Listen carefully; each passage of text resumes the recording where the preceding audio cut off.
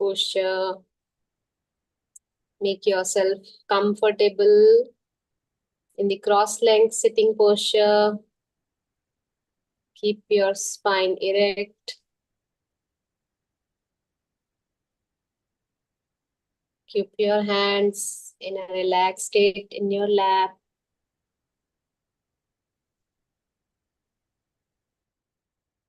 And gently close your eyes.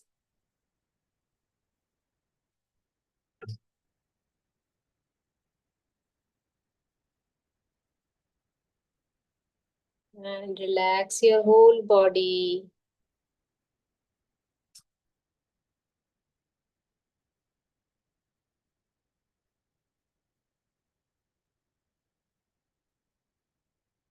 Just give yourself a little time to just cool down.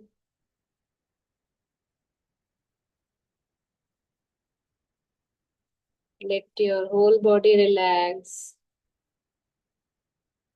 If there are any stiff parts in the body, you can observe. Then consciously relax them, loosen them out.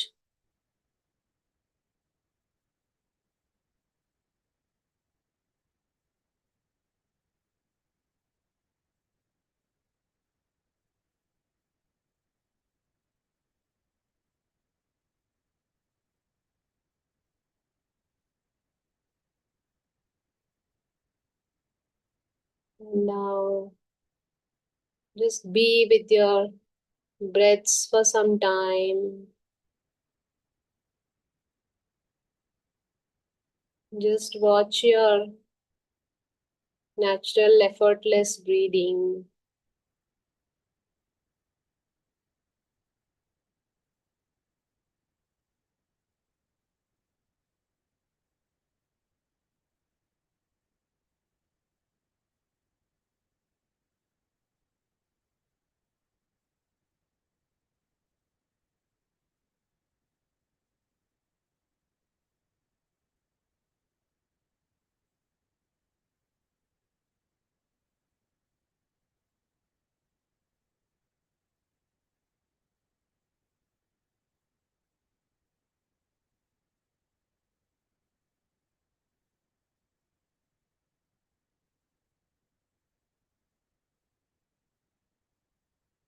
And now shift your focus to the space behind your eyes. Just look behind your eyes. Try to look behind your eyes with closed eyes. And there you can see a empty and dark space. Just look into that space.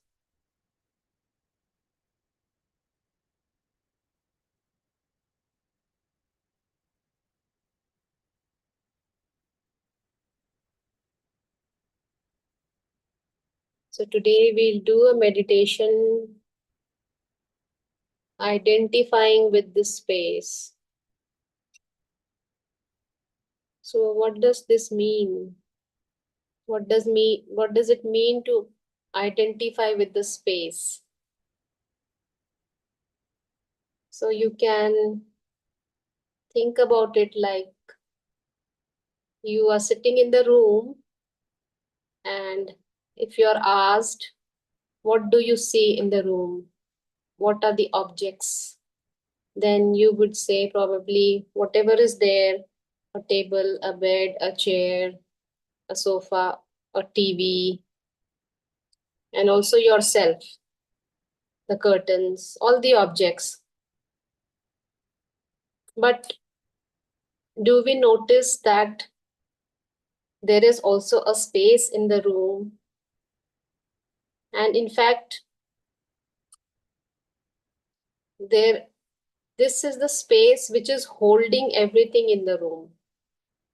It is the space in which everything is there in the room. So this is what is the space. It is the unnoticed, inconspicuous expansiveness in which is not seen, which is not felt, yet it is there in the background of everything. It holds everything. So this is what is this space.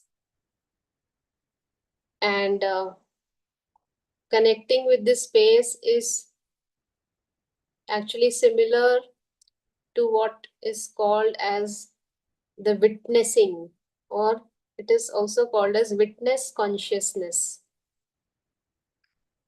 which is commonly called as the Sakshi.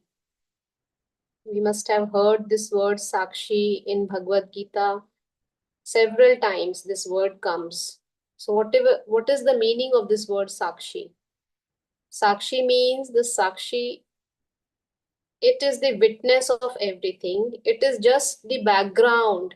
It is the empty background of awareness in which everything is happening. It is something like space. It is not exactly space also, but it is similar to space, where there is only awareness and everything is happening in that awareness. So when I connect my attention to that space, then I become the witness of everything. So what do I witness? I witness that there is a body, which I call as me. The body is sitting, the eyes are closed, and there is a mind, which I call as my mind.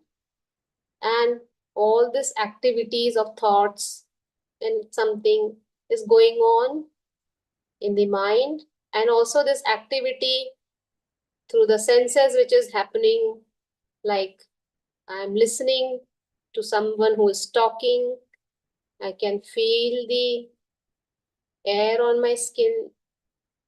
So you are just aware of these things happening. So this is what is Sakshi, means just being aware of whatever is happening.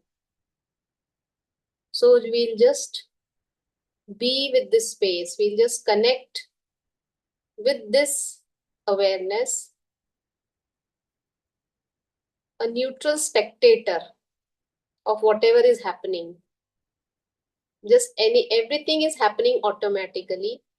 The senses are sensing things automatically. The skin is feeling automatically. Hearing is happening automatically. Thoughts are coming automatically. Sensations from the body, like there's some pain, there could be some gurgling sound, anything, some heaviness, some stiffness, that is also arising automatically. And I'm just aware of it.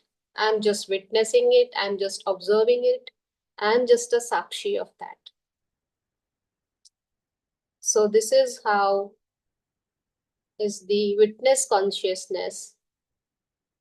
And we'll do a practice of this. So it will be just silently witnessing, and mostly the thought is the very highest activity which keeps happening. The thoughts will keep on arising. So just witness the thought. Okay, this thought came. Okay, this thought came. Some thought of something happened in the day. This thought came. What I have to do tomorrow. This thought came. What planning for the next week. Okay, this thought came. So just keep watching one by one what the thoughts are arising. And you will notice that you don't think. You will notice that the thoughts just come on their own. They are just automatic system, automatic phenomena which happens in the mind. Thoughts are just coming because if I think that I am thinking, then I should be able to predict what my next thought would be. But it never happens. I cannot predict what my next thought will be. Any random thought will just arise. So it is just an automated system. So this, and I am the observer of this, of these automatic things which are happening, which I think I am doing, but I am not. They are just arising within me. So just try to be the witness in silence.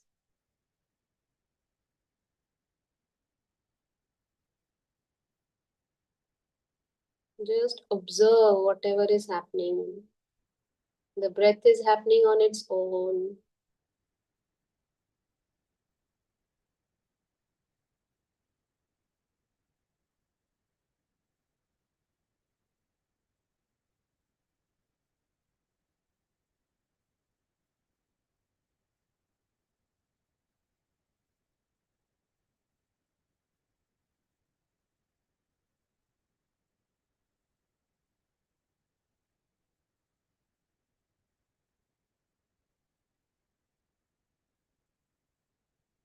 Just be in the awareness and be the witness of whatever is happening. And just let it happen. And if there is a thought that I am witnessing, this is also a thought again. So witness that thought also.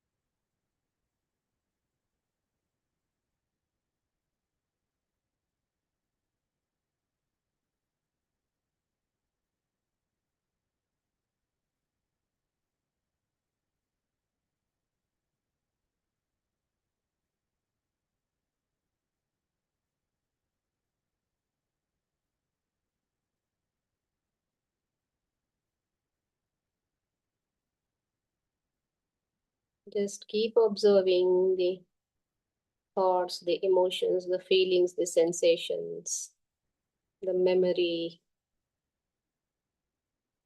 Just be a sakshi. Just be a witness of them. Let them come and they will go off also. They will stay for some time. Then another thought may come, another sensation may come. So just keep observing all this.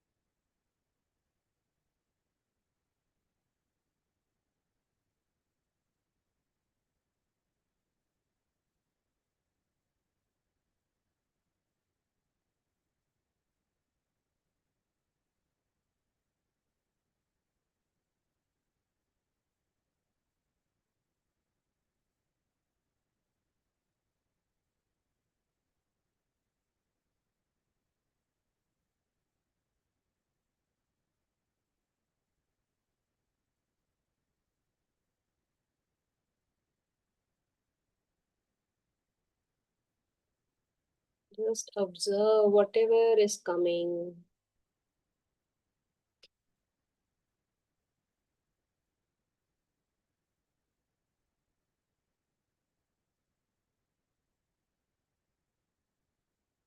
Just be the space in which all happenings happen.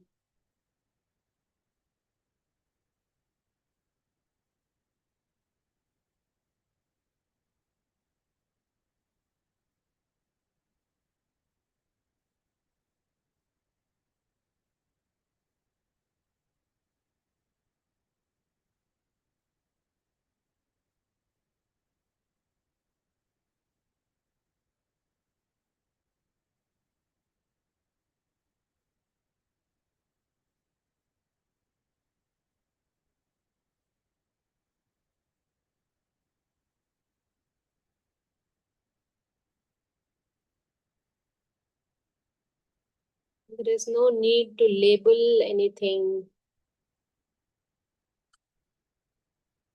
Just let the raw feeling, let the raw sensation, or just the thought, let it just come and observe it.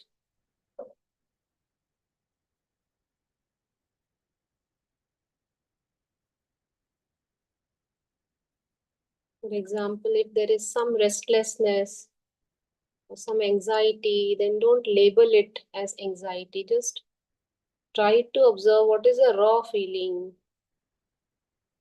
Is there something, numbness? Is there any tightness in the chest? So that sort of the pure sensation, just observe the pure sensation without giving it any names or labels.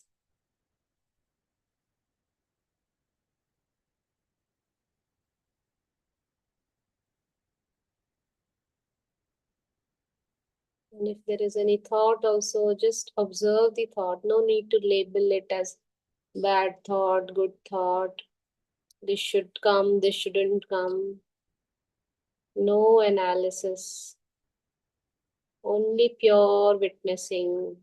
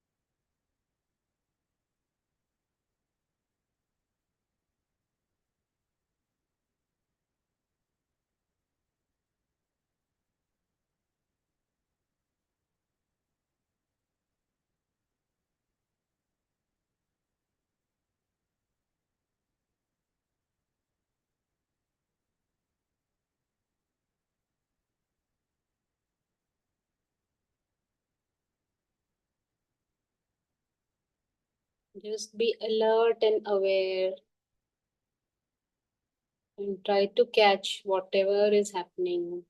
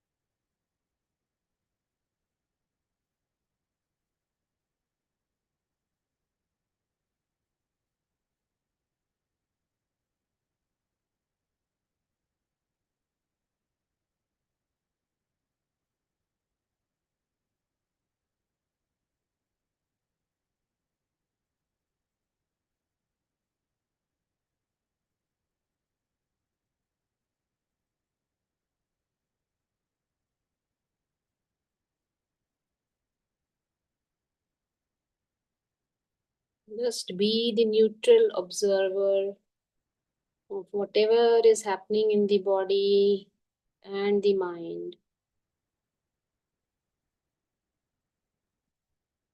Only neutral observer, without any opinions, without any judgments, without any labeling,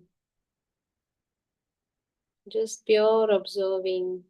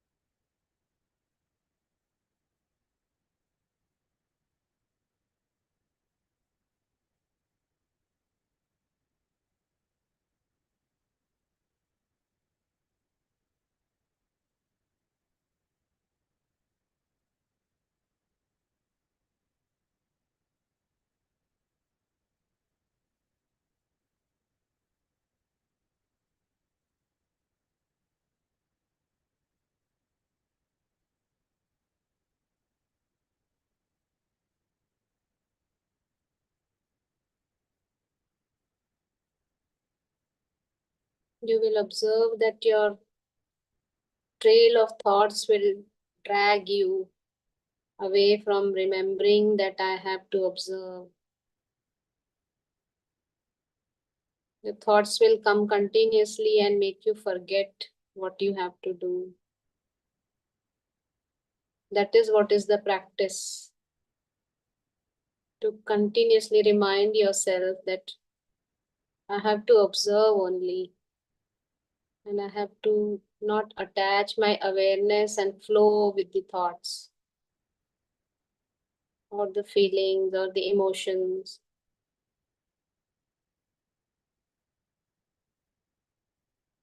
You have to remind yourself again and again so that you come back to the position of the observer.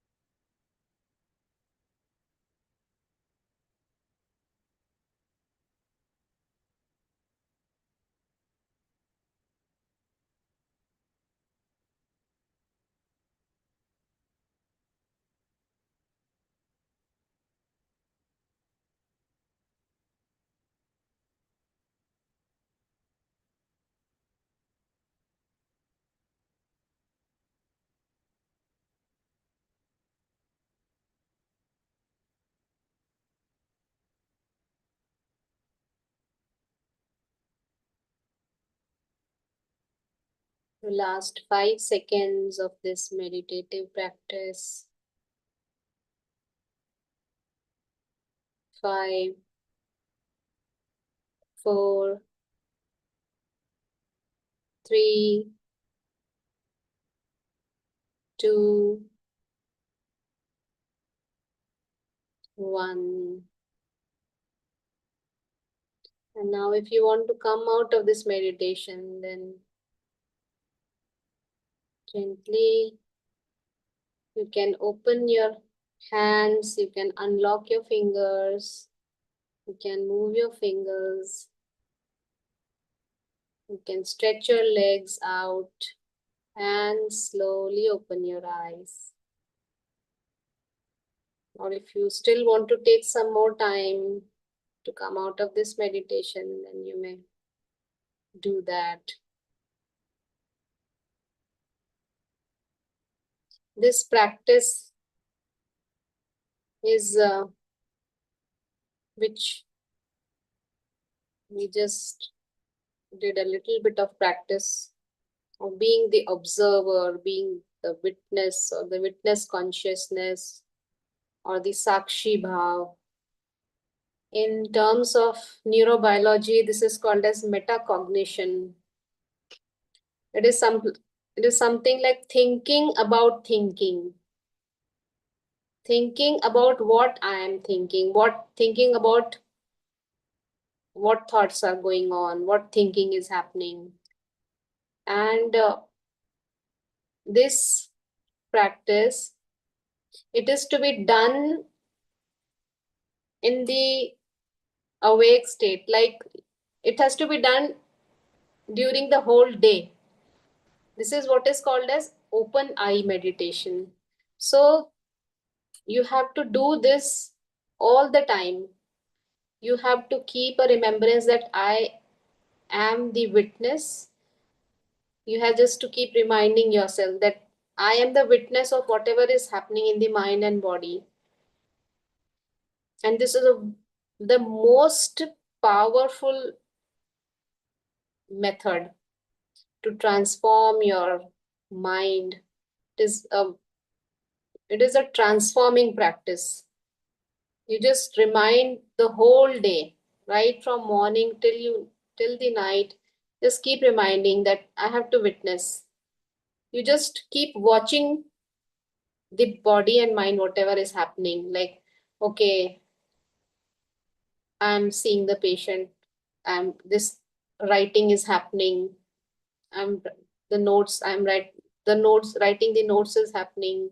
This thought is coming, and something is being spoken to the patient, or whatever activity is happening. Okay, hunger is coming. The sensation of hunger is coming now. I'm going to the lunch box. And I'm just eating. So whatever is happening, just observe it. Keep a watch, and you will see some tremendous changes in your brain, mind. It's amazing. It's powerful, like anything. It seems so simple or rather stupid, like maybe, but I cannot explain how powerful it is. You have to do it for at least 3 months, and then experience it. Try to remember as many times as you can in the whole day. This is the waking meditation, because you know, sitting in meditation is one process, but a person who has achieved a meditative state in his 24/7, whatever he is doing, if you are able to be in that state, then what is that? Who would you call that person? Somebody who has evolved, a highly evolved mind, a yogi. This is the mind of the yogi, an unlimited mind. And this is what the yogis do. They are just the Sakshi. This is the power of metacognition. So When we sit for meditation, we do some practice, but this is the practice which you can do all the time. You have to do all the time, and it's wonderful. So, okay. Yeah, Neelam, I Yeah. was listening to you just now, and this is what in medical education technology now we tell when we are taking workshops, we tell them how to use this for undergraduate teaching, postgraduate teaching. So, do you have, like you said, when you are talking to a patient, think, when you are writing notes, think what you are doing. Is it right? Is it correct? So how do you put it across? Because many teachers find it difficult to teach also metacognition, understand it also, and even for us, like, how to make it simple for an undergraduate. So one of the ways we tell them is writing reflections, you know, Yeah. what happened, what is happening, what next, how can I improve. So does it fall into that, or there are better options to train them? Yes, this is one way, reflecting, journaling, that is surely a way. But the most powerful effect it has when it is done in real time, as and when it is happening. So, as you said, that you teach them just to think what I am thinking, what I am doing, whether it is good or bad. So, in the right method is not to identify yourself as the doer. You just have to think that this thought is coming. I am not thinking. It is not I am thinking. No, this thought is coming in the mind. And also, you don't have to label anything. You have to be just a neutral observer without any labels, without any judgments. It is good or it is bad. It's fine. This thought came. Suppose I want to slap this person who is irritating me. So you need not judge the thought. You need not label that this was a bad thought, it shouldn't have come. You just observe, okay, this thought came, this thought came, invent, it came, and anger arose because of that. And it went, it stayed for some time and it went. So it is just that. It is totally as a neutral spectator.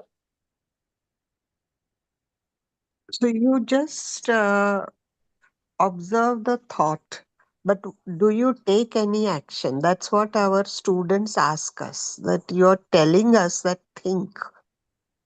But what should we do after that? Just like it comes and goes? Or why did it come? How did I react and all? So, one of the ways is they want whether this was right, wrong, whether next time it comes, how do I do? But how does this help? Just thinking about a thought and leaving it, being an observer. So, sometimes they debate with us, Yes, which I like it actually, because the new generation has a very different thought process going on. They want solution and answers to everything. yes, Why? Like you're telling us to just observe, but what next?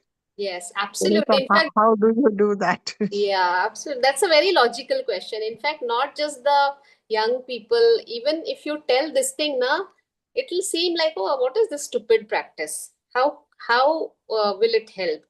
So the first question you asked was that when you're thinking, then you just observe the thought, but what to do after that? Okay, Yeah, so yeah. you do need not think what to do.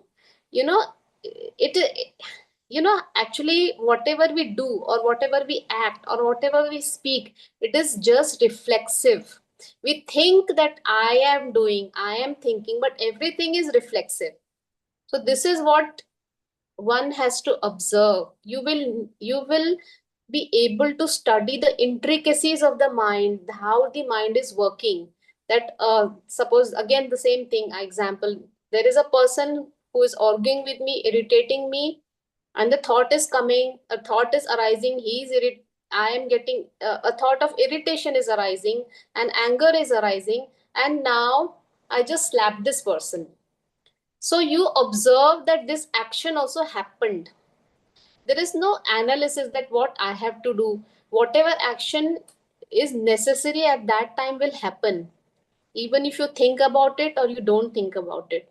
So whatever is necessary will happen. And this is difficult to believe, but as you keep practicing, you will slowly see that the gap between uh, uh, the arising of the thought and the action taken on the basis of that thought, that gap will gradually become more and more. So this will reduce the impulsivity, the reactivity. So, and how it works is, it again works through neuroplasticity, that whatever action happens, it is because of first the thought arises, then thought the thought goes to the limbic system, and the thought is attached with a certain emotion, and from that the limbic system gives a signal to the prefrontal cortex, the motor, the hippocampus, everything, and then the action happens. And this process we describe, but it happens in flashes of seconds, it happens so quick. So when you're aware of your thoughts arising and the actions which are being happening, which are being done based on that thought, then what happens that the immediate reactions will gradually reduce. So the limbic pathways, it will get pruned. So this is it removes the control of the limbic system over the prefrontal cortex. So your speech, your words, your actions, your decision will be totally based on logic, rational, instead of emotion, impulsivity. So this is how this opens you to a higher intelligence. And this is the neurobiology of it. And from the spiritual angle, it is the limbic system, we can equate it with the impure mind, a mind which is reactive, a mind which doesn't have control, is the overactive limbic system. So when the limbic pathways are pruned, when the neural pathways of the limbic system to the prefrontal, they are reduced, they are less used, then what happens? The intelligence is more in control. You are controlled more by intelligence than by your limbic system. And this is what is called as the buddhi. So when you do this Sakshi Bhav ki sadhana, then you get access to your buddhi. And from the buddhi, you get access to the pragya. Pragya is even a higher intelligence, which is access to the divine intelligence. So you no longer uh, um, you will be able to use your highest potential of intelligence, but you will also be have an access to the even higher intelligence, which a normal human doesn't have. So this is how it works. Thank you so much, Neelam. I understood one part of it very clearly, that which I can probably tell them is, with practice of this method, your impulsivity will reduce. You know, before slapping somebody, slowly you will think, and then maybe the reaction may not come. You know, so over a period of 3 months, 4 months, all these things will slowly, you said the gap will increase between the thought and the reaction, Yes, isn't it? So absolutely. let me try it out in my next session on the students. Yes, and when the impulsivity reduces, actually the background piece itself becomes established. You no Yeah. longer feel impulsive at any time. So that is Hmm. what is peace. So you're peaceful at Hmm. all the times. And this is what everyone Hmm. wants. Good. Let's see whether it's acceptable to these 18 and 19-year-olds, you know. because there's a foundation course in which there is a lecture type or interaction with them, trying to understand their thoughts, and that is, it's 1 hour session. So let us see whether the new batch, now the NIT exams are just declared, so they'll start coming in a month's time and we have that session. Wow, So that's I will, yeah, yeah. So that August or so they will join. August, maybe September actually. That's great. Be- I'm so glad to know that this has been added in the curriculum because Yeah, these are, yeah. yeah, because all these are spiritual practices. They have been the ancient spiritual practices. It's in the teaching methodology, Yes. metacognition, and there are some names given differently. It's a concept is the same. Mm, But when we are training the teachers, how you will conduct your sessions so that it is effective. So mm, it is taught like a method of teaching also, how to get things across and train the young minds, especially for residents also, because the reaction is very, very impulsive in the wards and they end up getting hit by the relatives who are angry, and yes. all the students for undergraduates, it's the vast subject of medicine, trying to remember and getting frustrated when you don't remember. Yes. So somewhere these things, to calm them down, Mm, have impulsive, reactive, and what they harm themselves, mm, You have this suicidal tendencies and all. Many things are happening. yes. Let's see. Okay, there we are. Thank Thank you so much. you so much, ma'am. Thank Sorry, you. I held up the others also. I'm No, no, no. sorry. It was a really very enriching discussion which you raised this. Yeah, thank you. Thank you so much, ma'am. Yeah. Okay. Bye bye, everyone.